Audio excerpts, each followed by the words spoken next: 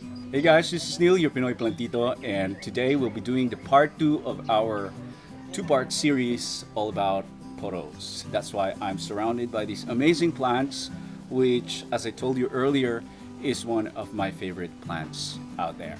Now, for this series, we'll be talking about some of the rare index for some of the varieties of pothos, plus some of the hottest varieties that's going to invade the market pretty soon, so watch out for that, guys. All that and more coming your way in just a bit, only here at Pinoy Plantito.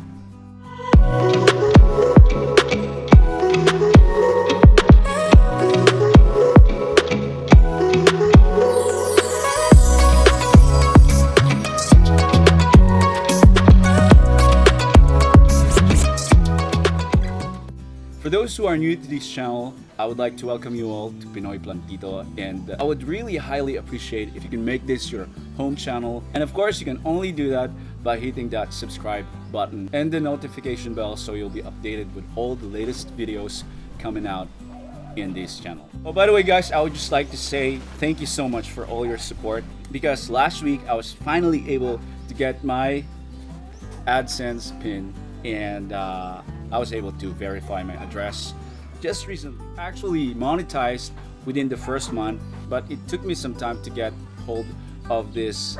But nevertheless, I'm very happy and grateful that it's finally here and our channel is already verified. And it's all because of you guys. So I'm very thankful to all the support you're giving this channel, because I couldn't have done it without you guys. So thank you so much.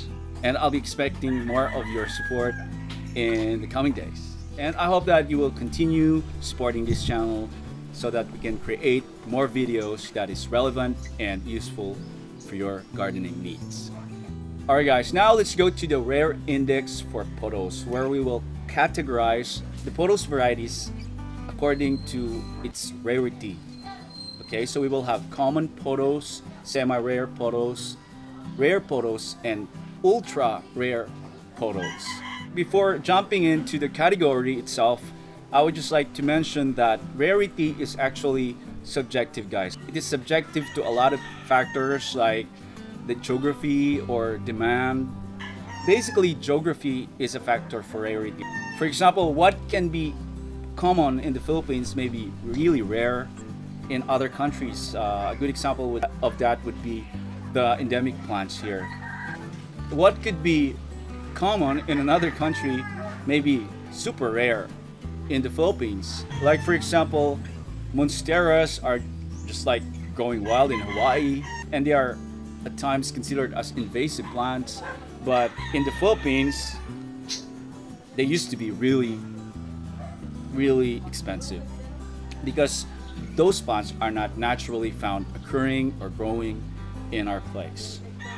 The rare index that I'll be talking right now has with reference to my place, the Philippines.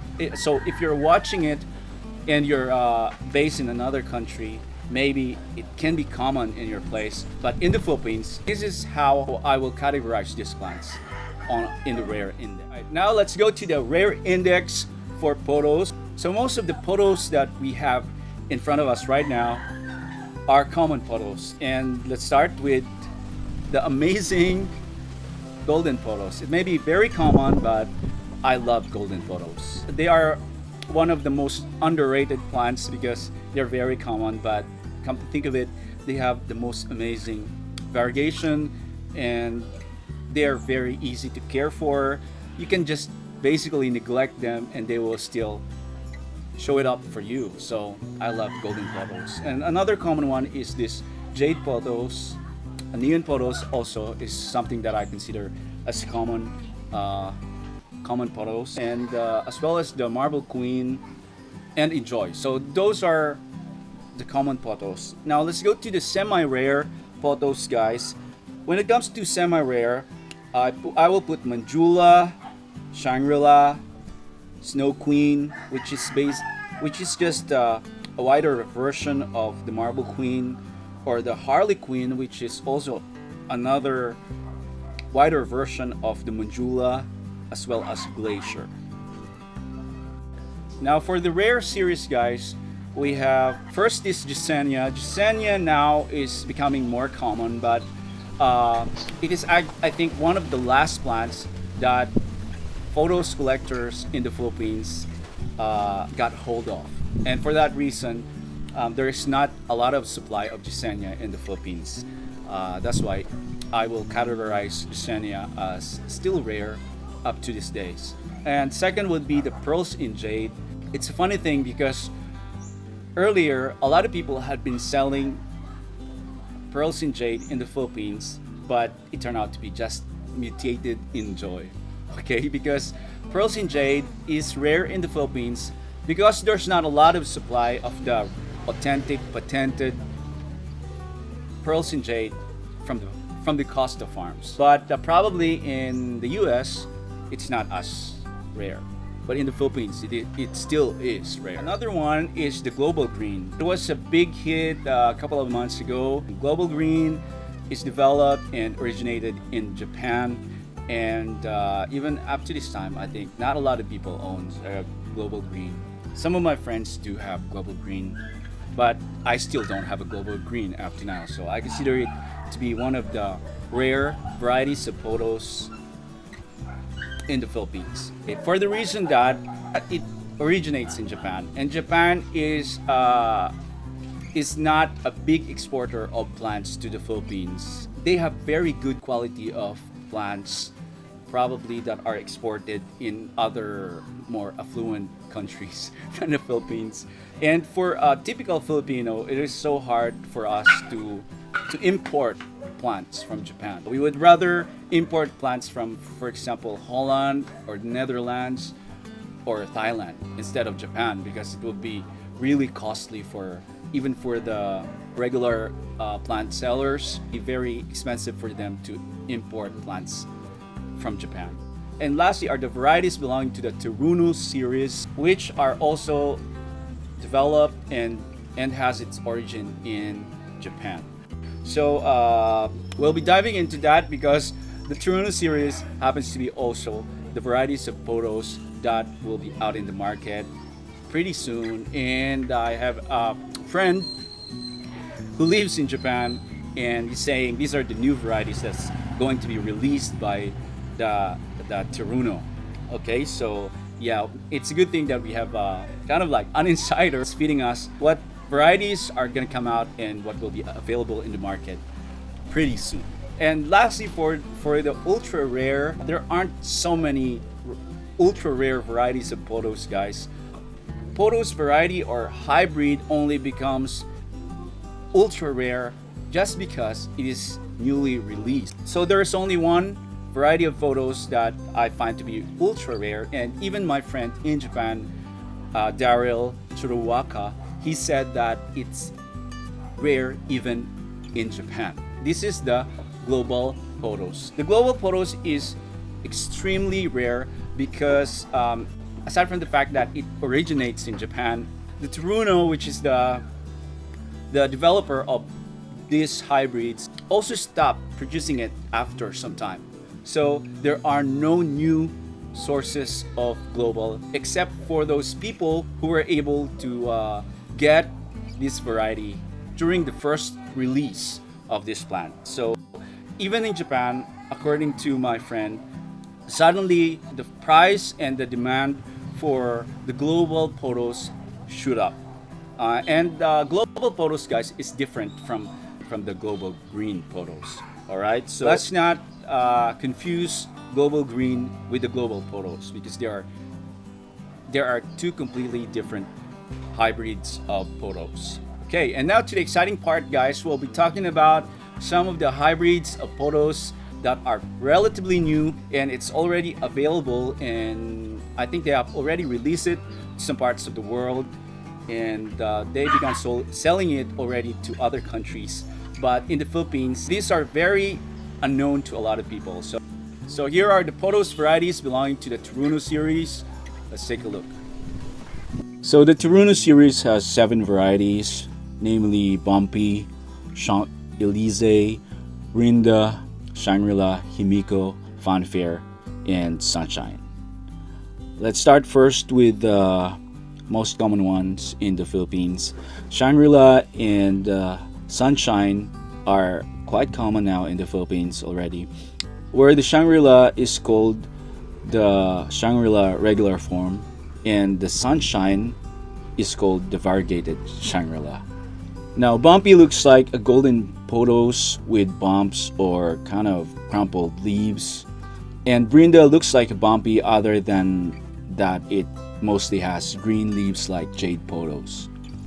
Another one is called himiko, and it has green to yellowish leaves with splattered dark green color on its leaves.